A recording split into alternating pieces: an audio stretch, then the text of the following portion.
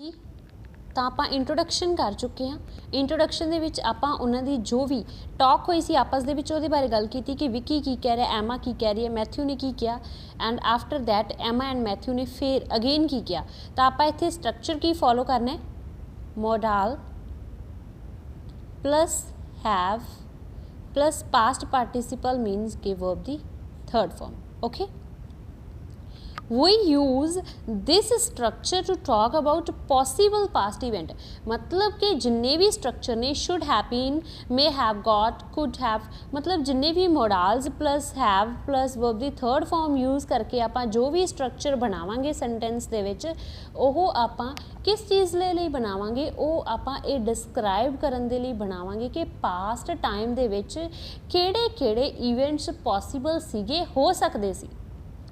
So let's talk about may have, might have and could have।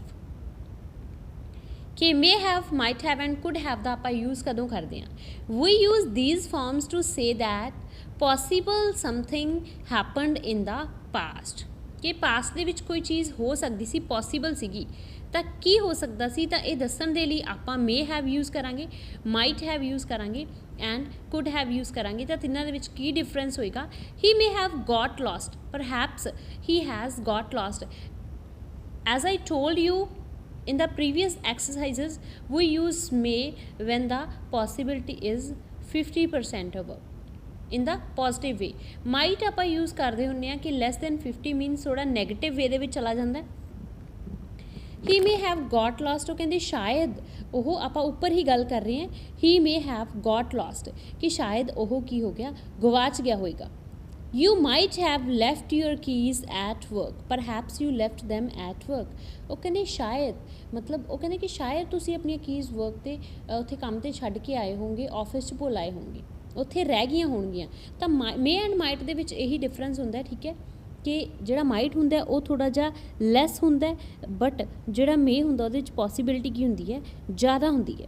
Next could have ਦੀ ਗੱਲ ਕਰਦੇ ਹਾਂ। Someone could have stolen them, it is possible that someone stolen. ਦੇਖੋ ਪਰਹੈਪਸ ਲੱਗਿਆ ਹੋਇਆ, ਪਰਹੈਪਸ meaning ਕਿ ਸ਼ਾਇਦ, may be, but जिथे could होंदा उत्थे उन्होंने कहा कि पॉसीबल मतलब हो सकता है, पॉसीबल मतलब कि हो सकता है, मतलब इत्थे बहुत ज़्यादा इस चीज़ की होने की संभावना होंदी है, नियर अबाउट 70, 80, 90% पॉसीबिलिटी होंदी है। We also use could have for an opportunity that we didn't take और a possible result that didn't happen. तो एक आपां कुड हैव उदों यूज़ करते हैं जदों कोई भी अपॉर्चुनिटी, कोई भी मौके की गल कर रहे हैं आप, जां फिर किसी पास्ट के रिजल्ट की गल कर रहे हैं कि पास्ट के रिजल्ट हो सकता सीगा, चलो होया जां नहीं होया, बट वो पॉसीबल सीगा, उहदी 100% पॉसीबिलिटी सी, बट ये नहीं सी कि शायद उत्थे सी पॉसीबल, तो वो पॉसीबल सी बट नहीं होया, that is the different thing. We could have gone out somewhere but we were too tired. तो मतलब उत्थे शायद नहीं सीगा, वो कहते असी बाहर जा सकते सी, जा सकते, मतलब एक चीज़ होंदी है शायद होना कि तुसी उत्थे गवाच गए होंगे या फिर कोई चीज़ भुल आए होंगे, वो पॉसीबिलिटी है। तो वो कहते we could have gone out somewhere, तो असी बाहर जा सकते सी। एक चीज़ होंदी है परहैप्स शायद वाली, मे बी वाली, एक होंदी है पॉसीबल वाली कि हो सकता सी बट वो होया नहीं। तो उत्थे आपां की यूज़ करना है, कुड वाला जिहड़ा मोडाल हैगा वो यूज़ करना। वो कहते यू वर वैरी लकी, तुसी बहुत खुशकिस्मत हो। There could have been a terrible accident, तो इत्थे एक्सीडेंट हो सकता सी बट तुसी लकी हो कि तुसी बच गए। मतलब तुसी ये देखना है कि जिथे तो परहैप्स की गल हैगी कि मे बी इट हैपन, शायद हो सकता सी, उत्थे आपां यूज़ करांगे मे माइट। अगर आपां पॉसीबिलिटी की गल करते हैं तो उत्थे आपां की यूज़ करांगे, कुड यूज़ करांगे। So this is B and C दे विच अगर गल करिए तो सी दे विच सेम ही दिता होया उन्होंने। ओके, जिस तरह B they which may have है, इस तरह may not have, might not have, could not have, तो सेम होएगा मे माइट। उत्थे हो सकता सी, इत्थे नहीं हो सकता, जो नॉट लग गया तो नहीं हो सकता। ये बी का बिल्कुल नैगेटिव है, कोई डिफरेंस नहीं हैगा। जिस तरह उत्थे मे नॉट की गल की तो मतलब नहीं हो सकता, माइट नॉट हैव मतलब नहीं हो सकता, पॉसीबिलिटी थोड़ी घट है, मे दी ज़्यादा होंदी है, ठीक है। एंड कुडंट हैव मीनस के ये चीज़ की है, इम्पॉसीबल है। कुडंट दे विच आपां की गल करांगे कि ये चीज़ पॉसीबल हो ही नहीं सकती। जिस तरह उन्होंने एग्जाम्पल दी हुई है It is impossible that something happened. Daniel couldn't have caught the bus, it doesn't run on Sunday। ਤਾਂ ਉਹ ਕਹਿੰਦੇ ਉਹ ਬੱਸ ਕਿਉਂ ਨਹੀਂ ਪਕੜ ਸਕਦਾ, ਬਿਕੋਜ਼ ਉਹ ਬੱਸ ਹੈਗੀ ਜਿਹੜੀ ਉਹ ਸੰਡੇ ਨੂੰ ਆਉਂਦੀ ਨਹੀਂ ਹੈਗੀ। ਬੱਸ ਕੀ ਹੈ, ਸੰਡੇ ਨੂੰ ਆਉਂਦੀ ਨਹੀਂ, ਤਾਂ ਇਟ ਮੀਨਸ ਕਿ ਇੰਪੋਸੀਬਲ ਹੀ ਹੈ, ਉਹ ਪਕੜ ਨਹੀਂ ਸਕਦਾ। ਤਾਂ ਮੇ ਨਾਟ ਮਾਈਟ ਨਾਟ ਦਾ ਮੀਨਿੰਗ ਹੈਗਾ ਕਿ ਇਹ ਨਹੀਂ ਹੋ ਸਕਦਾ ਸ਼ਾਇਦ। I might not have lock the door, ਉਹ ਕਹਿੰਦਾ ਸ਼ਾਇਦ ਮੈਂ ਲੌਕ ਲਾਉਣਾ ਭੁੱਲ ਗਿਆ, ਮੈਂ ਲੌਕ ਨਹੀਂ ਲਾਇਆ। ਤਾਂ ਮੇ ਨਾਟ ਤੇ ਮਾਈਟ ਨਾਟ ਇੱਕ ਸਾਈਡ ਰਹਿ ਜਾਣਗੇ, ਠੀਕ ਹੈ, ਇਹਨਾਂ ਦੇ ਵਿੱਚ ਡਿਫਰੈਂਸ ਹੈ, ਇਹ ਸੇਮ ਨਹੀਂ। ਅਤੇ ਜਿਹੜਾ ਕੁਡੰਟ ਹੈਗਾ ਉਹ ਕੀ ਹੁੰਦਾ ਕਿ ਇੰਪੋਸੀਬਲ, ਸਮਥਿੰਗ ਇੰਪੋਸੀਬਲ, ਉੱਥੇ ਆਪਾਂ ਕੀ ਯੂਜ਼ ਕਰਦੇ ਹਾਂ, ਕੁਡੰਟ ਯੂਜ਼ ਕਰਦੇ ਹਾਂ। ਉਸ ਤੋਂ ਬਾਅਦ ਆਪਾਂ ਗੱਲ ਕਰਦੇ ਹਾਂ next, must have and can't have. Must have and can't have ਦੇ ਵਿੱਚ ਕੀ ਡਿਫਰੈਂਸ ਹੈ? Must and can't are opposites. Must ਅਤੇ ਕਾਂਟ ਕੀ ਨੇ? ਆਪਸ ਦੇ ਵਿੱਚ ਅਪੋਜ਼ਿਟ ਨੇ। ਕਾਂਟ ਆਪਾਂ ਕਿੱਥੇ ਯੂਜ਼ ਕਰਦੇ ਹਾਂ? ਇੰਪੋਸੀਬਲ ਦੇ ਲਈ।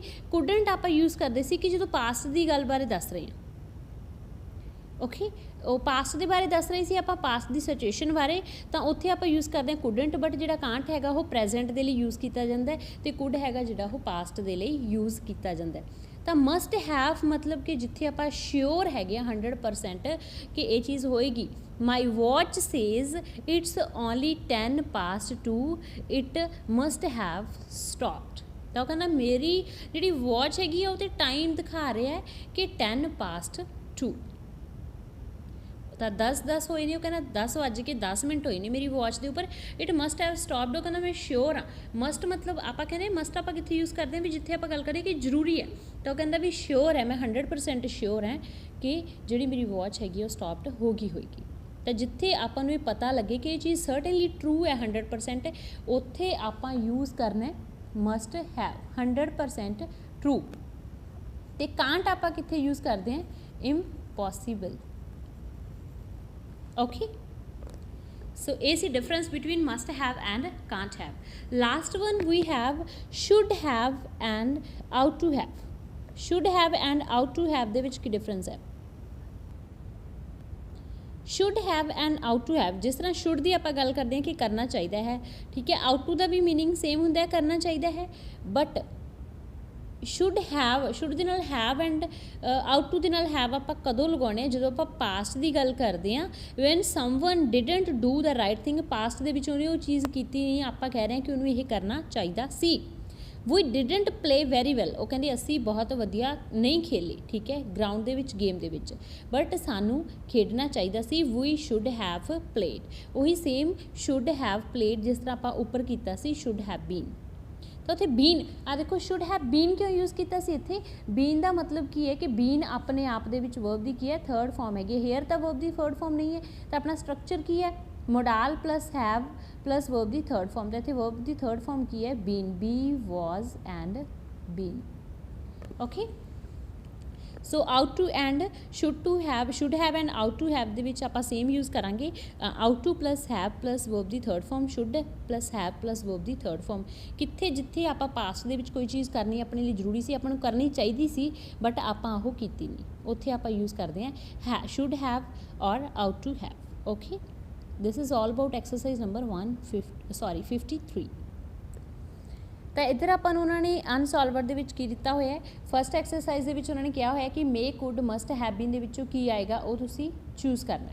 ਓਕੇ, ਸੈਕਿੰਡ ਦੇ ਵਿੱਚ ਉਹਨਾਂ ਨੇ ਕੀ ਹੈ? ਸ਼ੁੱਡ ਐਂਡ ਆਊਟ ਟੂ, ਜਿਹੜਾ ਲਾਸਟ ਤੇ ਦਿੱਤਾ ਹੋਇਆ ਉਹ ਤੁਸੀਂ ਦੇਖਣਾ ਹੈ ਕਿ ਸ਼ੁੱਡ ਐਂਡ ਆਊਟ ਟੂ ਦੇ ਵਿੱਚੋਂ ਕੀ ਆਏਗਾ, ਉਹ ਆਪਾਂ ਫਿਲ ਕਰਨਾ ਹੈਗਾ ਇੱਥੇ। ਓਕੇ, ਅਤੇ ਥਰਡ ਦੇ ਵਿੱਚ ਉਹਨਾਂ ਨੇ ਕਿਹਾ it, may, could, must, have been, ਉਹਦੇ ਵਿੱਚੋਂ ਫਿਲ ਕਰਨਾ ਹੈ। ਤਾਂ ਇਹ ਤੁਸੀਂ ਫਿਲ ਕਰੋਗੇ, ਬ੍ਰੈਕਟ ਦੇ ਵਿੱਚ ਤੁਹਾਨੂੰ ਵਰਡਸ ਦਿੱਤੇ ਹੋਏ ਨੇ, ਜਿਸ ਤਰ੍ਹਾਂ ਲੀਵ ਦਿੱਤਾ ਹੋਇਆ ਅਤੇ ਇੱਥੇ ਤਾਂ ਹੋਊਗਾ ਮਸਟ ਹੈਵ ਲੈਫਟ। ਤਾਂ ਤੁਸੀਂ ਦੇਖਣਾ ਹੈ ਕਿ ਮਸਟ ਹੈਵ ਕਿੱਥੇ ਯੂਜ਼ ਹੁੰਦਾ ਹੈ, ਕਾਂਟ ਹੈਵ ਕਿੱਥੇ ਯੂਜ਼ ਹੁੰਦਾ ਹੈ। ਓਕੇ, ਕੁਡ ਐਂਡ ਮੇ ਹੈਗਾ ਜਿਹੜਾ, ਹੈਵ, ਮਾਈਟ ਹੈਵ ਉਹ ਕਿੱਥੇ ਯੂਜ਼ ਹੁੰਦਾ ਹੈ। ਲਾਸਟ ਦੇ ਵਿੱਚ, ਲਾਸਟ ਮੋਸਟ ਇੰਪੋਰਟੈਂਟ ਹੈ, ਠੀਕ ਹੈ, ਇਹ ਤਾਂ ਬਿਲਕੁਲ ਵੀ ਤੁਸੀਂ ਭੁੱਲਣੀ ਨਹੀਂ ਹੈਗੀ ਕਰਨੀ, ਬਾਕੀ ਵੀ ਇੰਪੋਰਟੈਂਟ ਨੇ, ਸੈਕਿੰਡ ਵੀ, ਥਰਡ ਵੀ। ਓਕੇ, ਫਸਟ ਹੈਗੀ ਜਿਹੜੀ ਉਹ ਘੱਟ ਇੰਪੋਰਟੈਂਟ ਹੈ, ਬਟ ਬਾਕੀ ਸਾਰੀਆਂ ਇੰਪੋਰਟੈਂਟ ਨੇ। ਓਕੇ, ਥਰਡ ਜਿਹੜੀ ਫੋਰਥ ਹੈਗੀ ਹੈ ਮੋਸਟ ਇੰਪੋਰਟੈਂਟ ਹੈ। ਇਹਦੇ ਵਿੱਚ ਤੁਸੀਂ ਕੀ ਕਰਨਾ ਹੈ? ਉਹ ਕਹਿੰਦੇ complete the sentences, the second person agrees with the first, use might have and couldn't have. Might have, couldn't have you ਵੀ ਆਪਾਂ ਨੂੰ ਦਿੱਤੇ ਨੇ, ਮਸਟ ਹੈਵ, ਮੇ, ਉਹ ਆਪਾਂ ਸਾਰੇ ਯੂਜ਼ ਕਰਨੇ ਨੇ। ਜਿਸ ਤਰ੍ਹਾਂ ਉਹਨਾਂ ਨੇ ਫਸਟ ਦੇ ਵਿੱਚ I am sure the computer didn't make a mistake, that is impossible. ਤਾਂ ਆਪਾਂ ਇੰਪੋਸੀਬਲ ਦੇ ਲਈ ਕੀ ਯੂਜ਼ ਕਰਦੇ ਹੁੰਦੇ ਹਾਂ, couldn't have। ਤਾਂ ਉਹ ਕਹਿੰਦੇ no of course the computer couldn't have made a mistake। made ਕਿਉਂ ਲਗਾਇਆ, ਕਿਉਂਕਿ ਆਪਾਂ always ਕੀ ਯੂਜ਼ ਕਰਨਾ structure modal plus have plus verb the third form। it's all about exercise number 53। next we have test 10। Test 10 most important ਹੈ, ਇਹਦੇ ਵਿੱਚ ਸਾਰੇ ਹੀ important ਨੇ। ਜਿਹੜੀ 10th ਨੰਬਰ ਹੈਗੀ ਆ 10th D ਉਹ ਥੋੜ੍ਹੀ ਲੈਸ ਇੰਪੋਰਟੈਂਟ ਆ, ਤਾਂ ਮੋਸਟ ਇੰਪੋਰਟੈਂਟ ਹੈਗੀ ਆ ਤੁਹਾਡੀ 10th C okay and 10th A। 10th E ਵੀ ਕਰਨੀ ਹੈਗੀ, ਉਹ ਵੀ ਇੰਪੋਰਟੈਂਟ ਹੈ। It's all about test 10। I hope you get it.